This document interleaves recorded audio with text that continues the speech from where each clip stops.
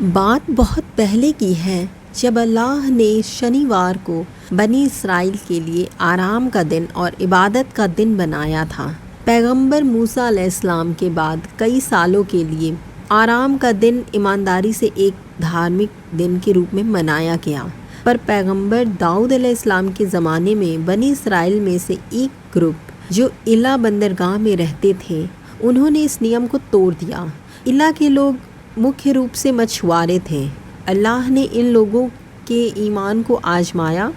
ہوتا یہ تھا کہ ڈھیروں مچھلیاں سیٹرڈے کو اچھل کر اوپر آتی اور باقی دن نہیں آتی، تو مچھواروں نے ایک پلان بنایا۔ وہ جمعے کی شام جال ڈال دیتے اور اتوار کی صبح جال نکال لیتے۔ اس طرح وہ ویسے تو شنیوار کو دنیا کا کوئی کام نہیں کرتے، اور انہوں نے سمجھ لیا کہ وہ اللہ کو دھوکہ دے دیں گے، پر اللہ نے انہیں بندر بنا دیا۔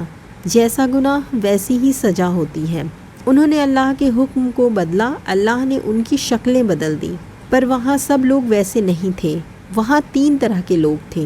پہلے جنہوں نے جرم کیا، دوسرے وہ جو چپ چاپ اللہ کے حکم کو مانتے اور دوسروں کو گناہ سے نہیں روکتے، اور تیسرے وہ تھے جو دوسروں کو گناہ سے روکتے تھے۔ انہوں نے صرف اپنی نہیں دوسروں کی بھی پرواہ کی۔ صرف تیسرے طرح کے لوگ ہی بچا لیے گئے۔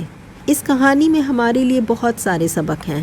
اللہ کا حکم آسان اور سیدھا سادہ ہوتا ہے، اس میں خود ہماری بھلائی چھپی ہوتی ہے۔ ہمیں بھی سیدھی طرح سے بات مان لینی چاہیے، نہ حجت کرنا چاہیے نہ چالاکی، کیونکہ ہم اللہ کو دھوکہ نہیں دے سکتے۔ اس نے ہمیں بنایا ہے، ہم اللہ کو دیکھ نہیں سکتے، اس لیے اس کی طاقت اور قدرت کا اندازہ نہیں لگا پاتے۔ سبت والوں کو تو اسی وقت سزا مل گئی، پر ہم نے بھی اللہ کے بہت سے حکموں کو بدل رکھا ہے اور ڈرتے بھی نہیں ہیں۔ اللہ ہمیں عقل دے اور ہدایت دے۔